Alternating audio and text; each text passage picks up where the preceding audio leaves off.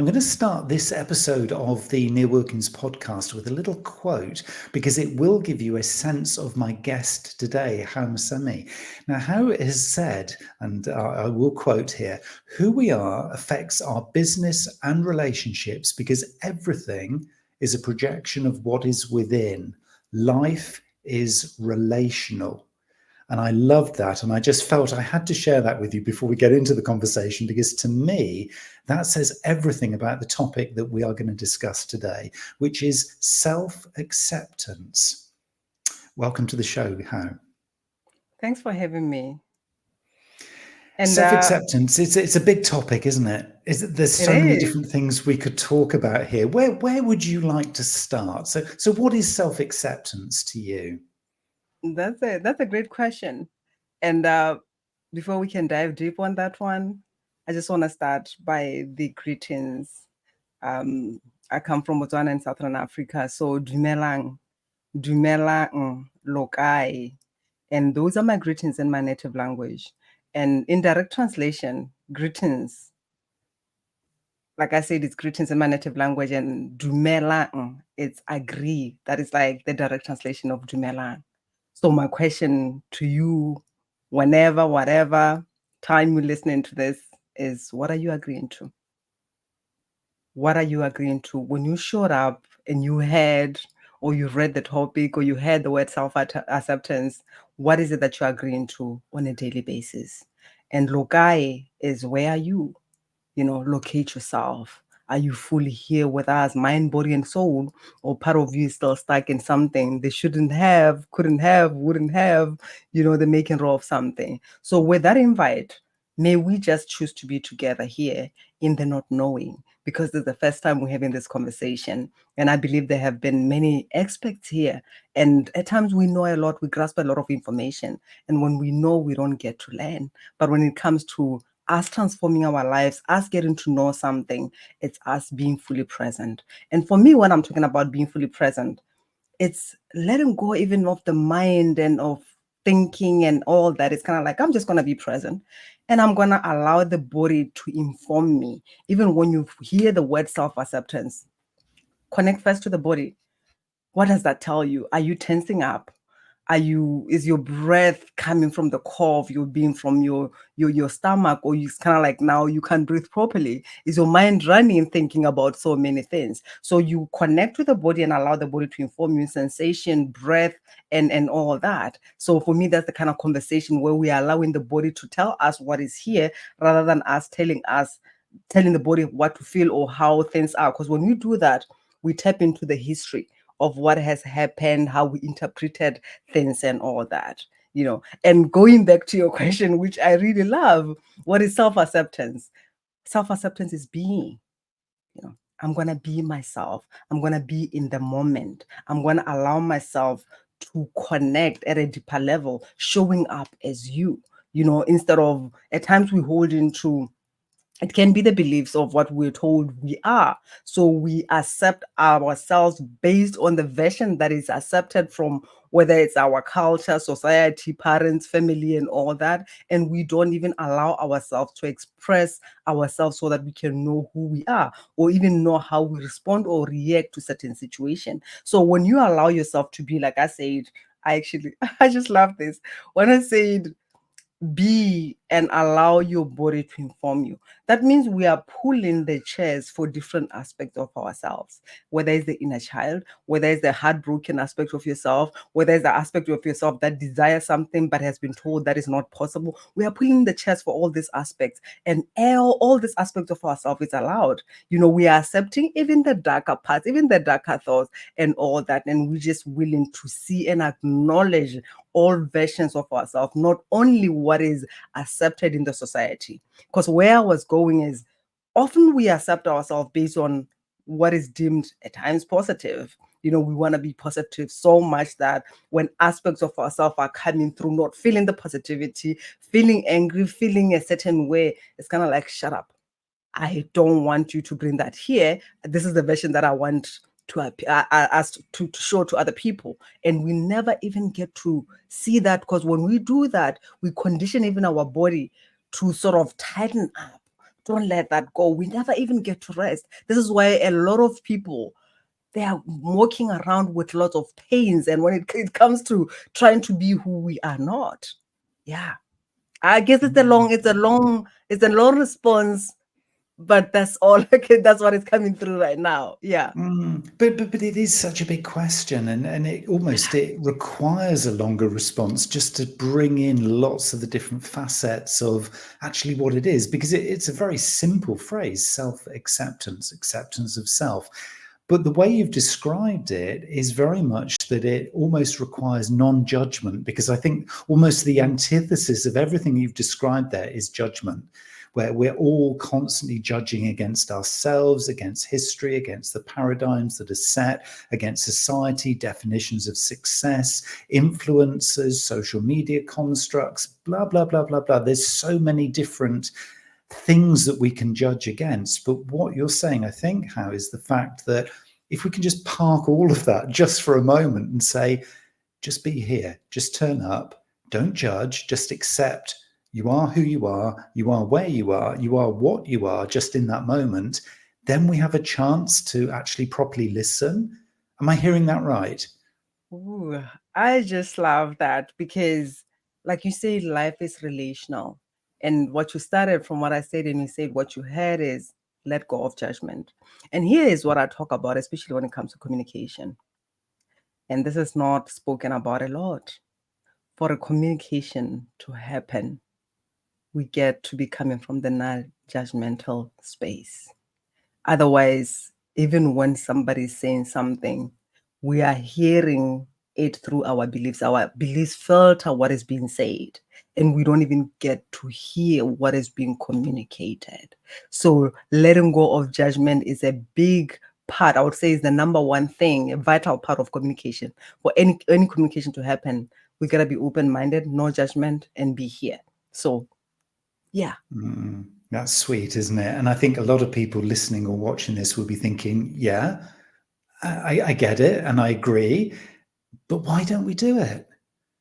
There's the question, isn't it? Is why is this such a difficult thing when it's just so simple? It's minimalist. It means we don't actually have to do anything. And yet we struggle. Why do we struggle?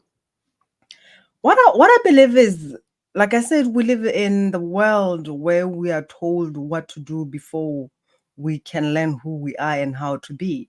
We are raised in situations, and I always bring this up, and some people may get triggered, whether it's family, societal, tribal, religious, medical, political, education, everything is telling us how to do things, who we are, even when it comes to the whole intelligence. Because I still remember there was a time when I was showing up with the fear of, am I going to be perceived as intelligent enough? And that means whether I was in meetings, I remember I would be in meeting and maybe whoever is presenting, whether it's a boss or whatever is speaking, and I'm trying to go ahead. If I get to ask a question, I get to say this, and I'm missing what is being said here. I'm asked a question later, I'm like, I don't even know what is being discussed here. And I bet even in relationships, that's what we do. When somebody is talking, we are thinking. And all these systems that I've mentioned, like I said, religious, medical, education, they've all conditioned us to be a certain way. It's kind of like instill certain beliefs about who we are, or actually it's like what to do and who we are, definitely, because we are showing up from who we are not. This is why we come from fear. Am I enough? Am I going to say something that will sound intelligent? And we don't learn to be, which is like we are human beings, for God's sake. We are human beings, but we are not being. We have turned into human doers. And it's a challenge, isn't it, really? Because I think, there's just something really pure, really simple, and just beautiful about the fact that if we just show up, then there's like an honesty there, isn't there, really, for ourselves and for others? Because as soon as you bring some of that, let's call it baggage, threads from the past, as soon as you bring any of those things into play, it clouds the situation, doesn't it? It kind of biases things. It gives us there's almost like an agenda there. Whereas if we show up without judgment, it's pure, it's clean, it's clear. That's where the fun can start, isn't it? Again, I don't know And why we don't do more of this, because it just sounds, even saying it sounds the right thing to do, doesn't it? yeah, and that's why the wisdom is, and this is what I say even when I talk about, it's kind of like we just before we learn who we are, we kind of like given different templates. And this is what we also see even when it comes to the to the business that we're in. It's kind of like this is what you get to say when somebody says this, say this, these are the red flags, this are, we're just going around looking for something instead of being. Because when we are present, this is why when I say that's where wisdom is, because life is relational. I love that you started with that. And as human beings, we are unique. So if you give me a template of this is how you get to communicate, that's not how it's gonna reach everybody. But if I get to be present, I get to know this is how we get to communicate with this person. Because and I believe I love this, because you've had many podcasts, whether you're a guest or a host, and when you're communicating, you may share the same message, but it's gonna be different with every person, because every person is unique. There maybe some things that you said and some things you left out, because the energy of who we are as we connect, it's also what determines what gets to be shared. And often, even when it comes to like a conversation, when somebody is open-minded and not judging, you kind of like feel free, just relax and start sharing yourself. But when you are with somebody who is more judging, if at all maybe you are an empath, you can also find yourself matching that energy, because like I said, the world gives us who we are. The external is a reflection of what is going on within us. So if I'm coming through with that judgment, then I'm not showing up as myself fully. I'm not sharing who I am truly. I'm showing up with, are they gonna judge me? So what do I get to say here and all that? So when we are being, the wisdom is gonna come here. We're gonna connect at a deeper level without all the walls that we have, without all the beliefs and the filters that we have learned. It's the best way of being. But the fear, because even when you're talking about judgment, the absence of judgment is the presence of love. But where there is judgment, it's fear. Say that again, How, because that I think is a really important thing for everybody to really hear and reflect on. Say what you Yeah. just said there again. Yeah. The absence of judgment is the presence of love. That means when I'm not judgmental, I'm showing up in love. I'm being with you in love. But wherever there is judgment, it is fear that is leading. And is that something, do you feel that when somebody does show up with fear, because I think this for a lot of us, we are fearful of certain situations professionally, personally. And again, a lot of this, as you say, has been programmed in. And I think a lot of people would also say, if they're very fearful, oh, well, the world has done this to me, or, a certain individual has done this to me, or, a situation that I've been in, it wasn't my fault, something has controlled me, or something is it, and this is probably quite a contentious question, but is it that people who are feeling fear then are the ones who have yet to take responsibility and control for the fact that you haven't stepped into the moment, and that you're not being present, and that you're fearful because you're not taking accountability for the fact that these are your choices, these are your decisions? Is it that people who are more fearful, do you feel, are more, I guess, receptive to the world around them, rather than thinking, no, I own this moment, I own it, it's me, I can take control of this? Is that where the fear comes from? Is it that lack of ownership, do you think? Yes, and yes, and because it goes back to, yes, there is no there is lack of ownership there, but it goes back to how did we learn to perceive the world?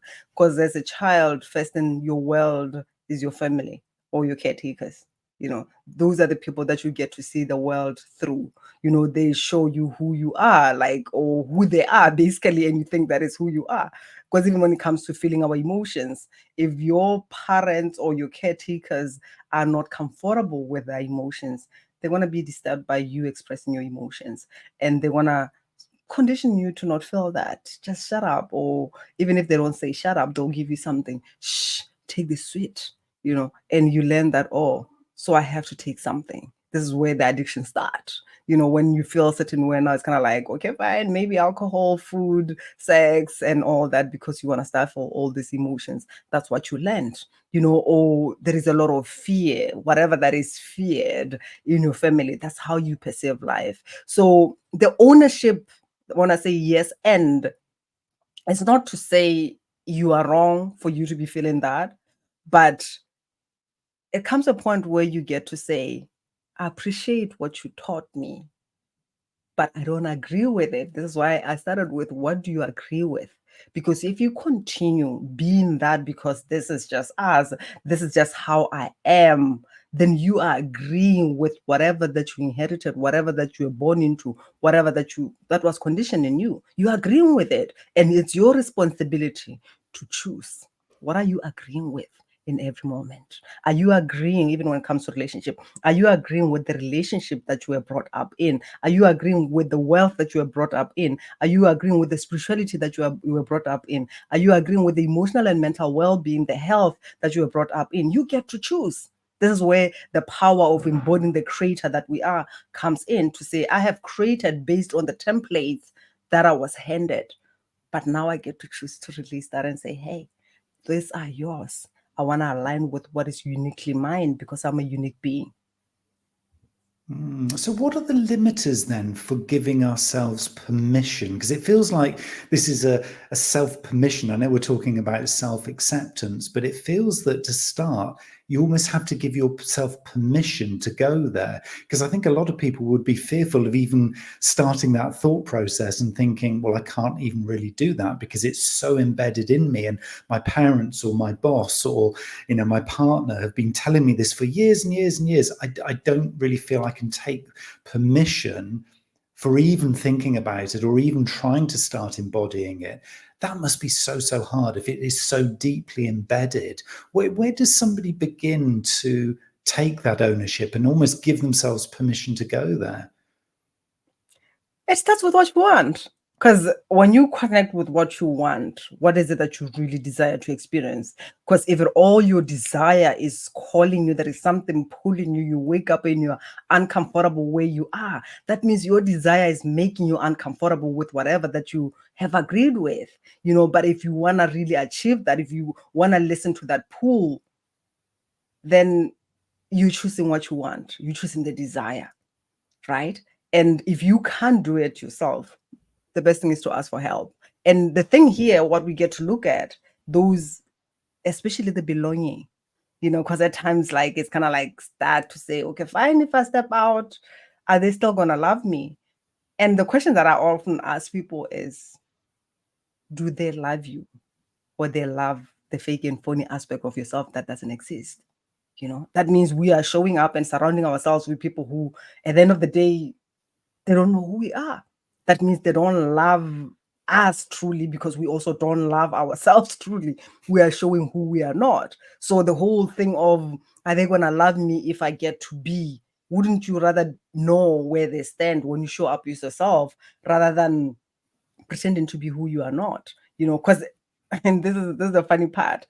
Often the pain of not feeling loved, not feeling respected, being cheated, and there's just a lot of things that happens in relationship, because relationship is where we actually get to know most about ourselves. We learn about ourselves, we grow even when we're in relationships. So whatever that frustrates you, you can make it about the other person.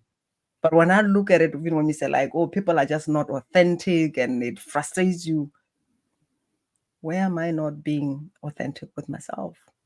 Where am I not respecting myself?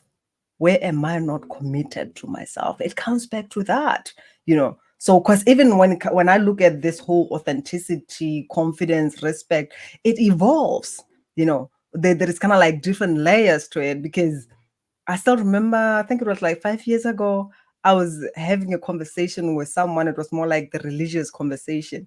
But a part of me was just like, this person is just being inauthentic. I could feel that. But then after some time, I was just like, okay, but where am I not being authentic with myself?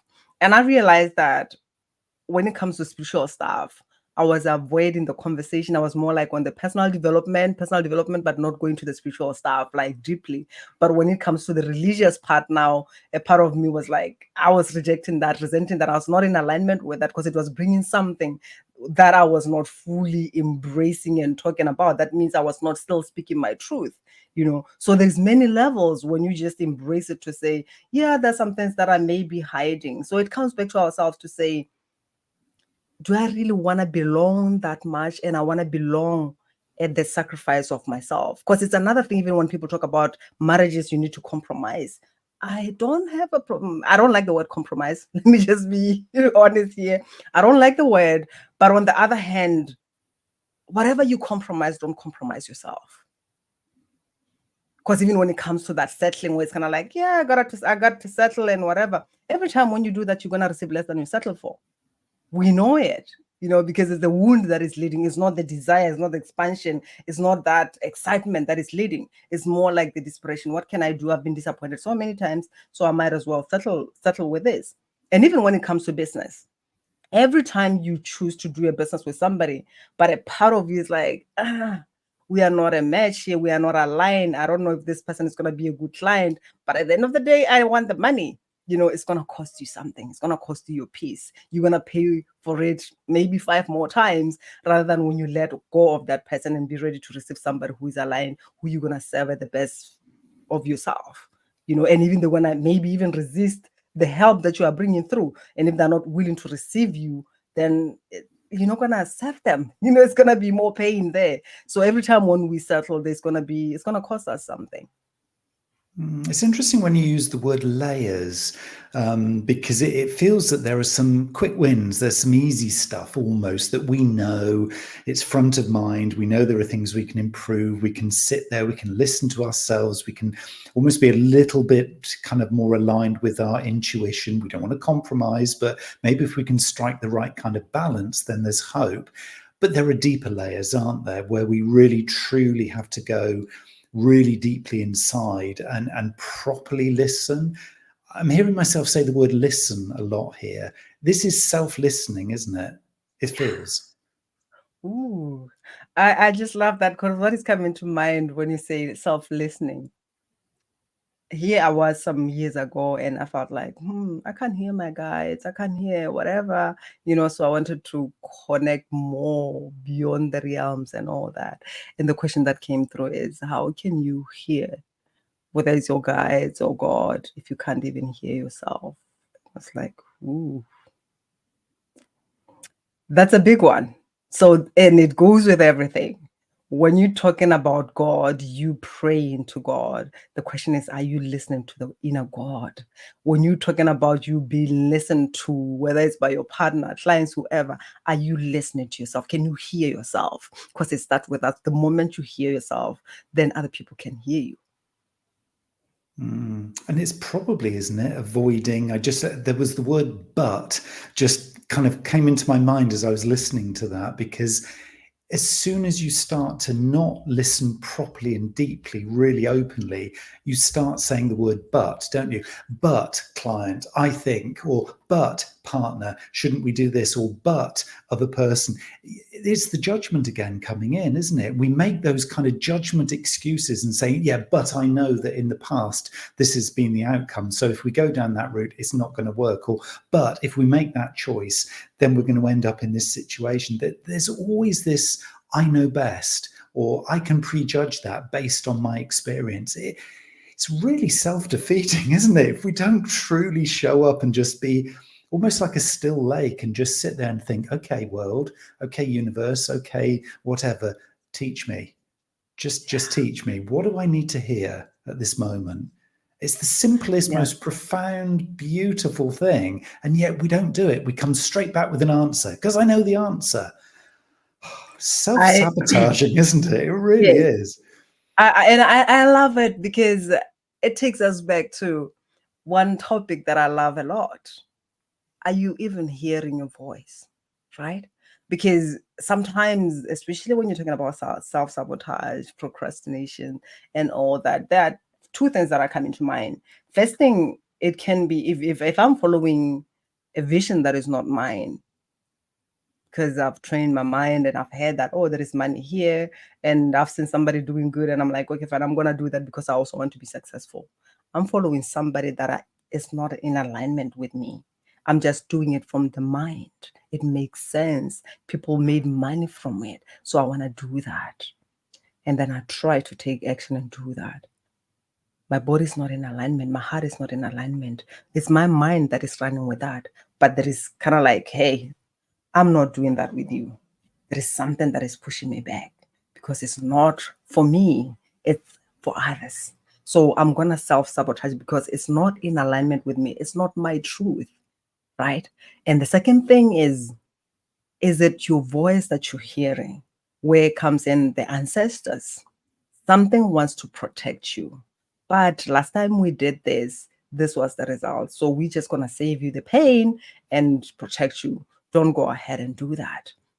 So at times when you get to know yourself, you can even differentiate when you hear that voice. It can even be your mother's voice. It can be even your father's voice. I was talking to this amazing woman, like the first time we connected, I was talking to her, but it was quite interesting because when I checked in her mind, like it was like it was like she's operating from her father's brain, like literally her father was present in her mind. I was like, wow, this is quite interesting. But she said, yeah, I'm aware of it.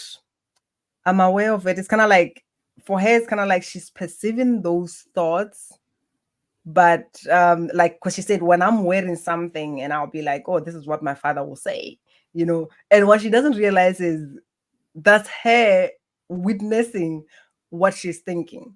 And she said her father was a very critical person, and she is very critical to herself. And some of these things will express themselves in our bodies as being sick, and because it's more like being in that poisonous state, energy, feeding yourself. Because even what we say to ourselves is the energy that we're feeding ourselves, right? So she's perceiving herself living and communicating, listening to this version of her father as if it's her. Sometimes all these voices are not out yet. We still living in that. And at times, even when I look at people who at times want to achieve a lot, the drive to achieve is because they want to make one of the parents proud. They're not living their life. It's kind of like I have to be on drive when I get this, yeah, whatever that they were conditioned as a child, whenever they got the love. Because even when we talk about you wanting love, my question is, what kind of love were you exposed to as a child? Because that's the love that your nervous system craves for. That's the love that you know, even though we're talking about a 4-letter word. But it means different things for different people. So there's a lot of stuff which feels then like it's, for many of us, if not all of us, a little bit out of our kind of direct control, if I could put it that way. I mean, one of the things I'm thinking about is some of the current and it's an evolving kind of school of thought, which is the whole family constellations and these kind of intergenerational kind of cords or threads where you are, whether you choose to or not, connected to maybe past traumas that go back up your family line. And it may be, a distant grandmother or distant great grandfather or something happened to them, and you're carrying that trauma, if you like, even unbeknown to you, you can actually bring that into, manifest into your daily life. And you sort of think, it doesn't feel like me. And I'm listening and I'm trying all this stuff that Hao and Neil are talking about, and I still can't get through it. And it doesn't feel like you, probably because it isn't you. It is coming from something much, much deeper. Where does somebody start if they start to get to a point where they think, I've tried everything. I've been to therapy. I've had counseling. I've gone deep on exploring myself, and I've listened, and I've tried, and I still don't seem to be making progress. There is still these fears and this lack of self-acceptance.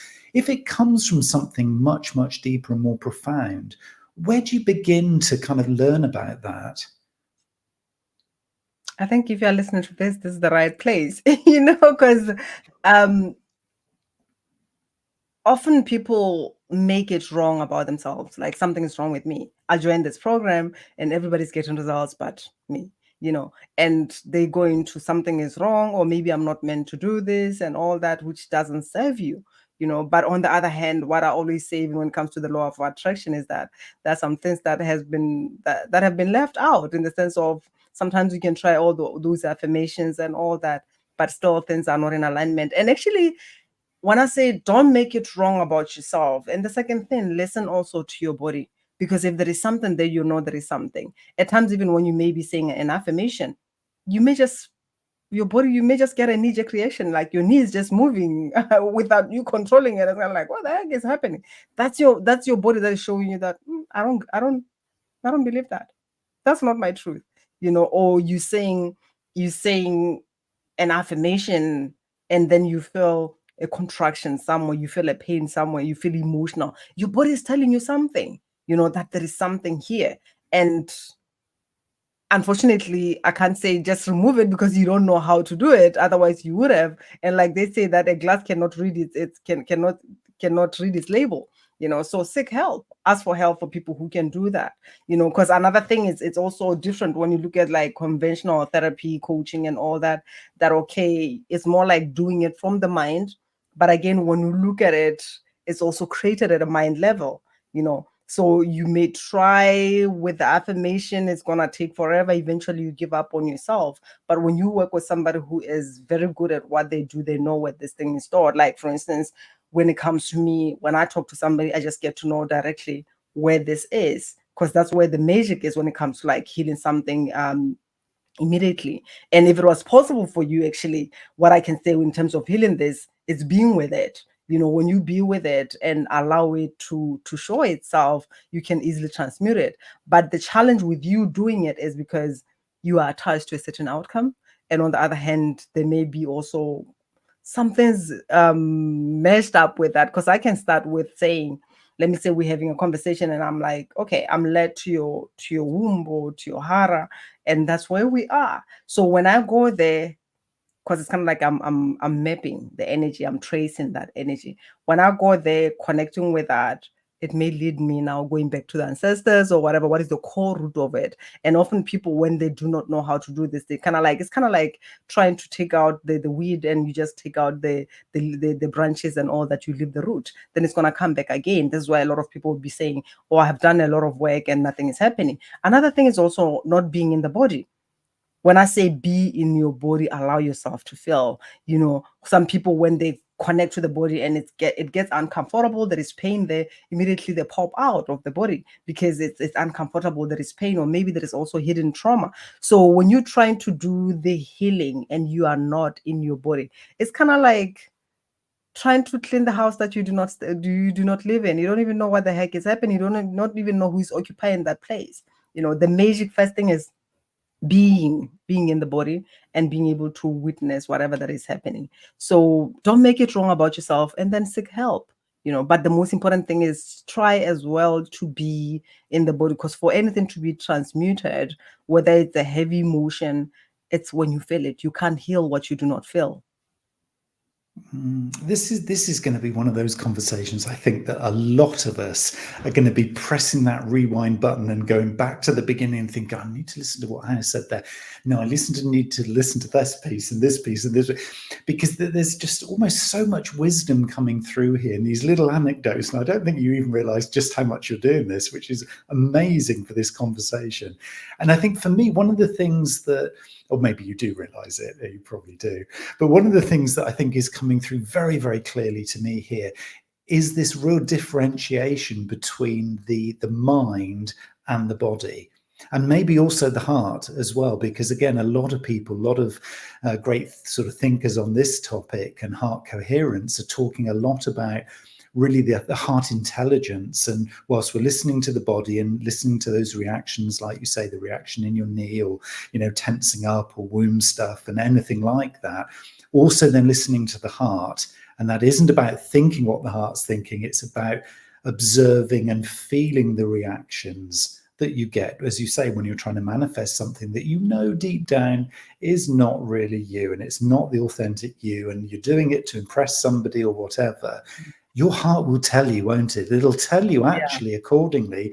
It'll tell you before your mind cuts in. And in fact, sometimes I've heard, and there's been some scientific research on this, that your heart will actually respond even before your mind has asked the question, because it knows what the mind is about to ask. I mean, that is just, it's mind-blowing. It's almost the stuff of science fiction films, isn't it? Yeah.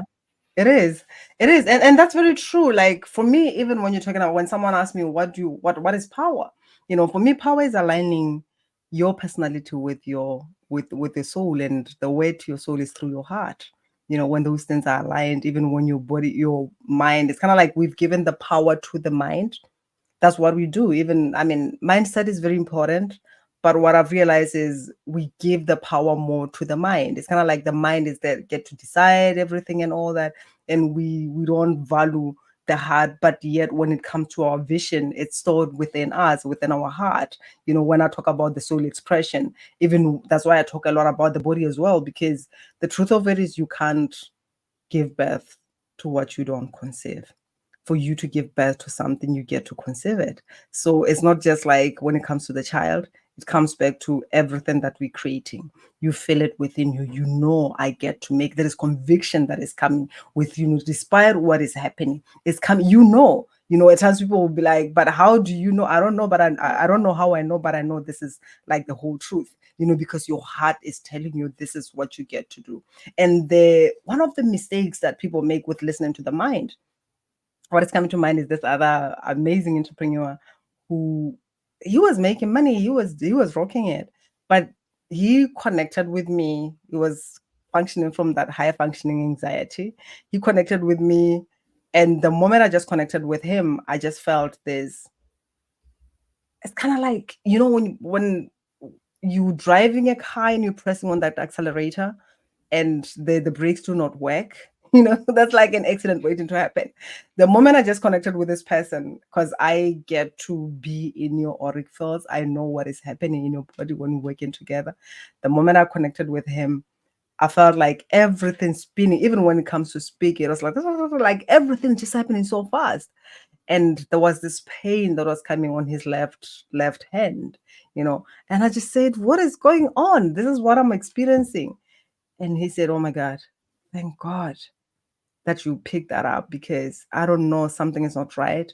I've been feeling this pain on my left side, my left hand. I went to the doctors, they could not find anything, but I know that something is not right. I even decided to increase my insurance. I'm like, what the heck? That's how people think, something is not right. So I'm gonna up my insurance so that when something happens to me, my family is okay. But you busy working at the same level that you've been working. He's in burnout, something is not okay. And he's pushing. Even when I connected with him, I realized that, like, there was a time when they were rich and they had everything, and the father somehow ended up going to prison. And it's kind of like, I'm gonna fit in these shoes and I'm gonna do bigger than my father did. He's working, being driven by the wound of whatever that they had that was taken away, and wanting to be better than the father. But what he doesn't realize is, with him pushing this, it's not expensive when you listen to that, right? Just like, okay, fine, my father went to prison and we lost everything, so I want to create this thing. It's you're creating from the wound. It's not expansive, it's fear, right? So he's driving himself to the grave and wanting to repeat the same thing that happened to him to his son, you know. So these are the things that logically it's kind of like, oh, it makes sense. I have to grind. But on the other hand, you are doing it at expense of you, because when you are not there, when your health is not there, this is why we say your health is your wealth. When your health is not there, you're going to have a problem. And interesting enough, this was somebody who was helping people with confidence, but he was coming from the lack of it, right? And coming from the lack of it, like, not the embodiment. Because even when you're talking about self-love, I'm talking about self-love from the embodiment of self-love, the embodiment of confidence, which is different from the mentalization of confidence, or the mentalization of self-love, where it's kind of like, I'm just gonna wear a mask. I perceive myself as somebody who was confident from since I was a child. But when I look at the confidence that I had before I really did the work, it was more of a mask, in the sense of, yes, I was confident, naturally confident. But again, there was this negative talk, inner criticism, where the moment I get something, I'll be like, oh my God, they're going to find that I'm a fraud, and da, da, da, da, going through that line. It was not coming from within, despite what people saw. And it's another thing when you are being that, which is not dependent on whether you are failing and like something's not working out. But at the end of the day, there is that conviction that It may have not worked out this time, but it's gonna work out either way. You may not want to work with me, but somebody is waiting for me on the other side. That is conviction. When you're coming from that inner knowing, when you're coming from that alignment of your personality with your soul, because even when it comes to our purpose, I believe it's ingrained in our personality. We chose our personality because of whatever that our soul wanted to express through us. And when we align with that, accepting who we are, like our authentic beingness, and aligning that with our soul, we are unstoppable. It truly is, isn't it? And I think for all of us, depending on, where well, actually, irrespective of where we are on the journey, for some of us, we'll be very early in the journey here of self-development and active listening, and really uncovering the difference between body, mind, heart, and soul that we've been talking about. And for others, you might be deep on the journey, you might be kind of almost to the point of self-enlightenment. So there is a spectrum here. But if somebody's very early in their journey, is it just a case simply to almost start to define how you talk to yourself, by rather than saying I think something, could we actually just start by saying I feel something? So I feel this might be something worth uncovering, rather than I think, just to almost tell the mind, back in your box, I'm going to let my body and my heart speak for a moment. So the thinking and feeling words, to me, would be a really simple first step for people. Would that make sense? I love that question, because one thing that I realize, even with a lot of people that I work with, when I ask people, how do you feel? They go to the mind. Oh, I think this, da da da da da da da. How do you feel? They will do the same thing. And eventually, when they catch it and they drop in, emotions are coming through. And because they've conditioned themselves not to feel, it's uncomfortable. Like, I'm going to be out of here. People are not feeling, they're used to thinking. And when it comes to, and the fear of feeling is because of whatever that is gonna bring when they really sit with themselves. Even the question of what do you want, when you ask yourself that question many times, like coming in, what is it that you truly want? It may bring in some emotions that are coming through, because you have been running around and not connecting with what is really true for you. And I love that, because it's like the beginning of every time when you're running around with, oh, I think, da, da, da, and kind of like, but how do I feel? It's something that brings you back in, it brings you within you. And if it's uncomfortable, then that's a sign that there is something deeper that needs to be explored. It's the first route into being present, isn't it? It's like, how do I feel about this moment right here, right now, talking to you, how, or, just, yeah, how do I feel? And actually then not think, oh, well, I think it's such it. No, it's how do you feel? Look at your body position, look at any body language, and self-coach, and just be in that moment. It's about developing a good habit of doing that, isn't it? Practice. For some of us, it's going to be a long journey, but it is a simple start, isn't it? It's going to be good. Absolutely. And what I love about that as well is when you come into how you feel, and then a lot of things is coming through, but then how do I feel in the moment? It can help you. I still remember this incident when I was at the hospital, and I just gave birth to my daughter, and my now ex-husband didn't come to check on me. So I was livid. I don't even have words to describe how I was feeling. And then I just connected to feeling that. And at some point, I realized that this has got nothing to do with him. It's deeper. I experienced this before. Ooh. And at times it can, when you connect with that, how do you feel? And then all these things are coming through, whatever that is happening. And then, like, how do you feel in the moment? What is it that you're dealing with in the moment? Whatever that you said, maybe you said one word, and then it's kind of like everything is blowing up, and you also wondered, but what happened? But when I connect with that, it's got nothing to do with what you said. It reminded me of something. And it's not even about negative things. I remember one day as well, I did something and everybody was commenting on my post. Oh, I'm proud of you. I'm proud of you. I'm proud of you. And I started responding first, like, just, oh, thank you. Oh, thank you.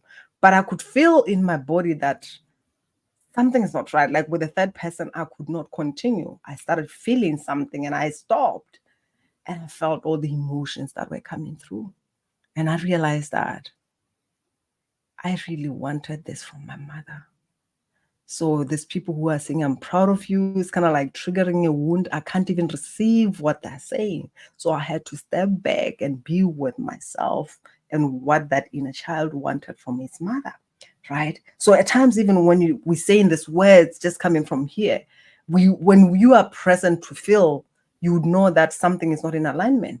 Because when it comes to the emotions that we are afraid of, emotions are the evidence of life. They will show you when you are not in alignment.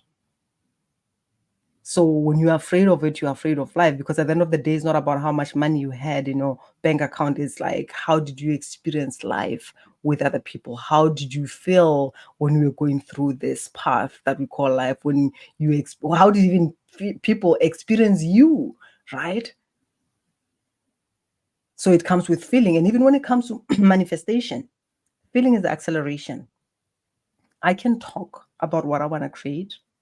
I can imagine it, but for me to bring it here in the now and connect to how that feels is for me to go in. When I'm talking about being with that emotional available partner who is fully attuned, who can hold space for me, I get to connect with him in the now. When I talk about a certain amount that will just make me extremely excited and I'm going to have all these things, it's not even about the money, because money doesn't have a certain feeling. When you say I want to have 100,000, okay, fine. How does that 100,000 feel? It's not about it. And it's quite interesting. I was talking to my daughter the other time. I said, "Oh, you really love money." And she said, "Yeah, I love the experiences that I can have with money, what money does for me." And that's just it. We want this to experience life a certain way, and through money is kind of like the conduit that we get to experience that through. So what is it that we really want to experience? It comes back to that feeling, what I want to experience, what I want to feel, right?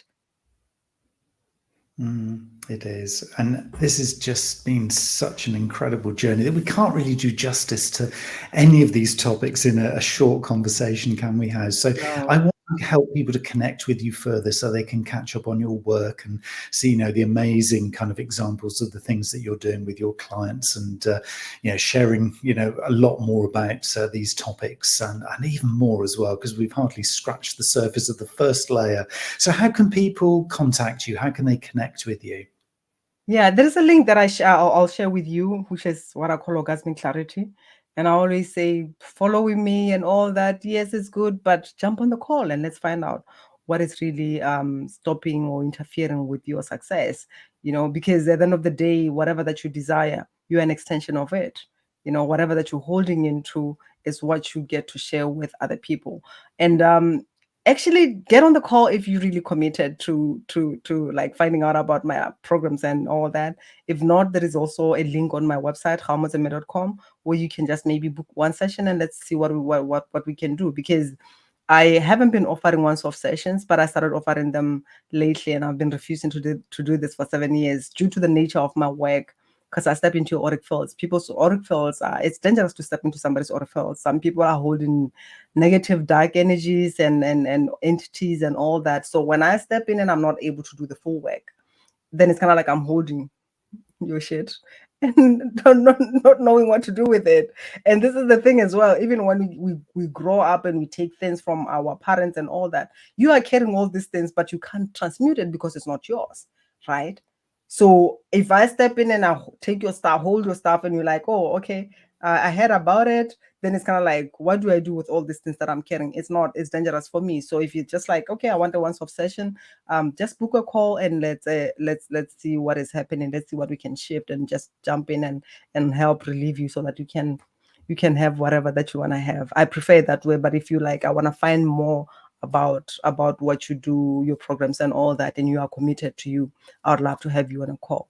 I'm not taking a lot of people on this breakthrough calls because it's like I said, it's dangerous and it's a lot of work if you are not committed to you. Because some people are more like, I just want to find out, but they're not committed. They're showing up with that energy of, I just want to find out because it's a free call, but they're not showing up with that commitment to say, I want to do more for me. I want to find out because it's something that I know is not right.